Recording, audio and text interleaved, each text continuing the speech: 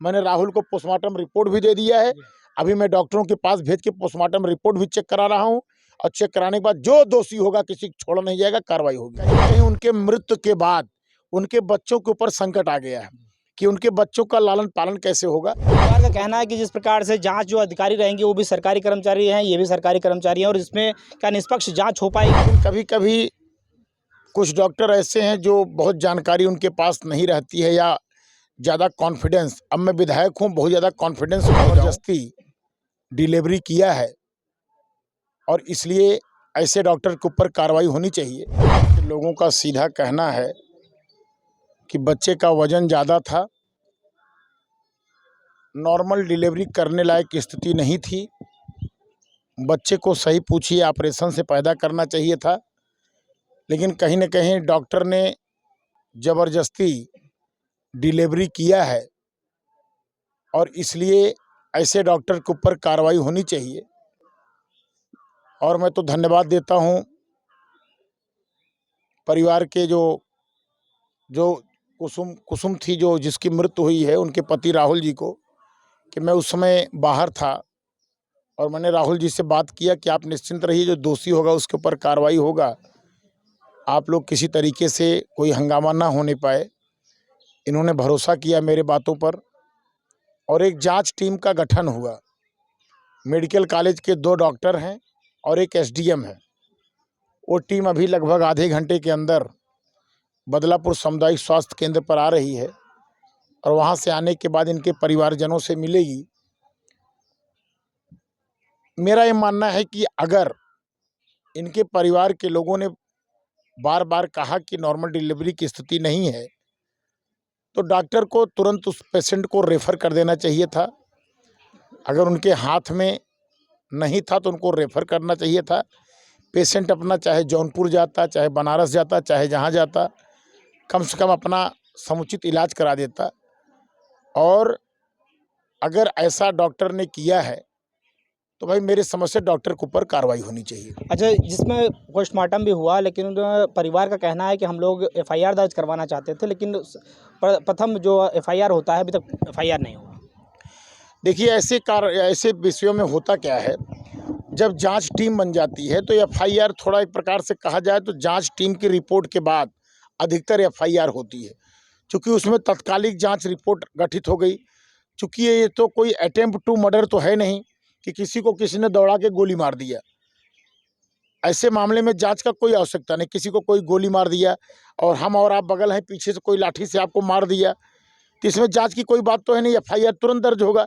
लेकिन जब medical issue आता है तो हम न डॉक्टर हैं, न आप डॉक्टर हैं, न राहुल जी डॉक्टर हैं, न कोई डॉक्टर है।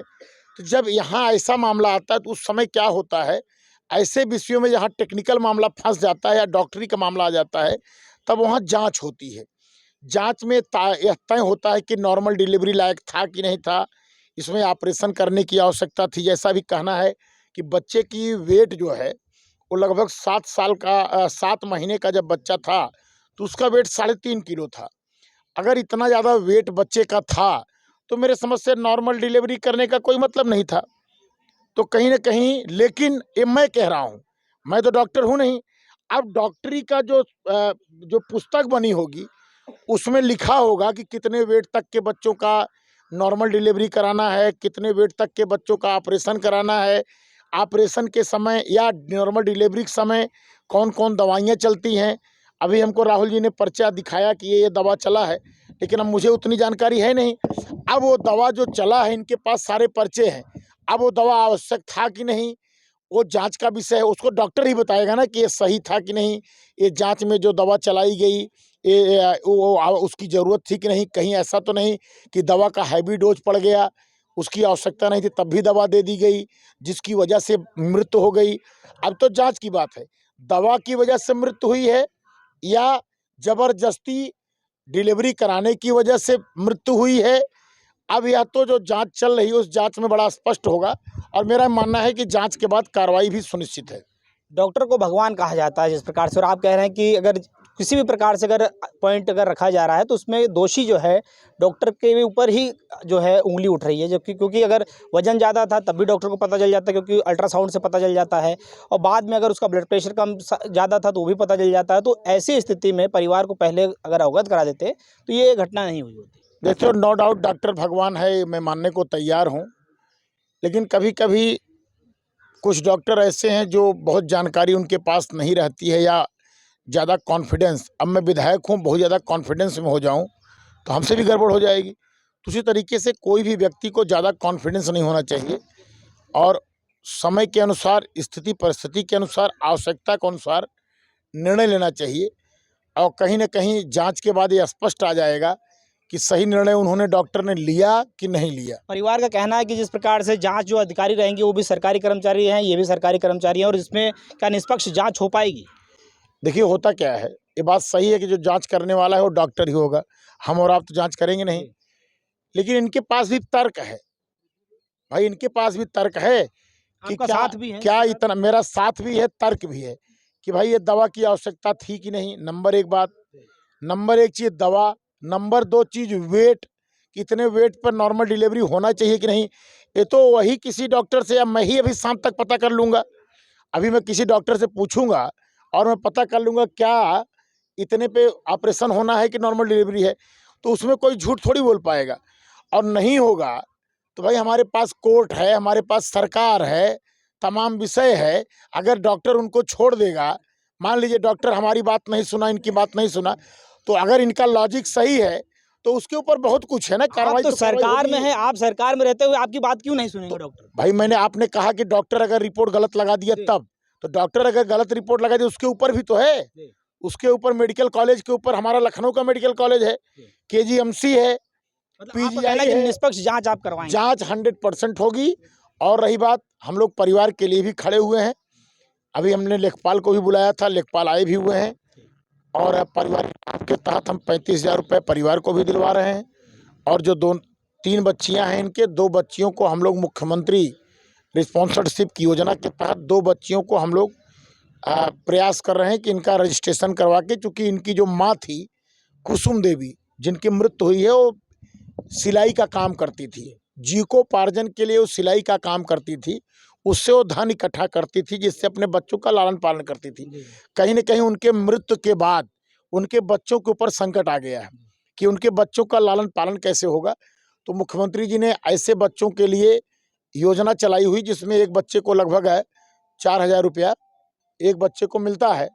तो हम लोग लगे हुए हैं, लेखपाल से हमने कहा है कि उस योजना का भी इनको लाभ मिल जाए, तो कम से कम 2 बच्चों को हर महीने 8,000 रुपया दोनों बच्चों को मिलना शुरू हो जाएगा, और 35,000 रुपया जो है पारिवारिक लाभ के तहत मिल जाएगा। और अभी उनके पति जो राहुल हैं, उनसे हमारी बात हुई, अकाउंट में जो पीएम साहब का जो इंश्योरेंस का एक्सीडेंटल पॉलिसी वाला जो योजना है, वो भी बता रहे हैं कि लगभग 200 कितना कटता है। अब वो तो बैंक में जांच कराने के बाद पता लगेगा, तो अगर वो भी होगा तो लगभग 2 लाख रुपया और मिल जाएगा। और चूँकि 3-3 बच्चियाँ ही हैं, तो हमारा प्रयास रहेगा कि, हमारी सरकार का प्रयास रहेगा कि उन बच्चियों के लिए हम लोग ज़्यादा से ज़्यादा जितना कर पाएंगे हम लोग करेंगे, और पीड़ित परिवार के साथ हैं हम लोग। जैसा पीड़ित परिवार चाहेगा उस तरीके से हम लोग खड़े रहेंगे।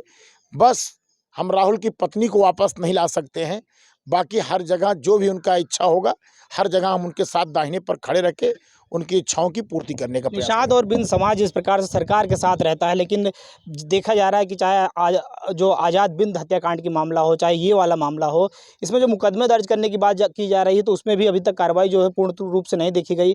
इसमें भी इतनी ढीली हीला हवाली की जा रही है, तो ऐसा क्यों? इसमें नेतागिरी की आप बात मत लाइए, हमारा ये परिवार है, जी। और इसमें आप उस मामले से इसको मत जोड़िए। जी। बदलापुर मेरा परिवार है, और बदलापुर के परिवार में मैं किसी को किसी जाति की निगाह से नहीं देखता हूँ। और रही बात, मेरा परिवार है और मैं उसमें कार्रवाई कराऊंगा। और आप जो एफआईआर की बात कर रहे हैं, जब जांच लग जाती है तो आप पता कर लीजिए कि जांच होने के बाद जांच के हिसाब से कार्रवाई होती है। अंदाज बस आप कौन सा धारा बनाएंगे।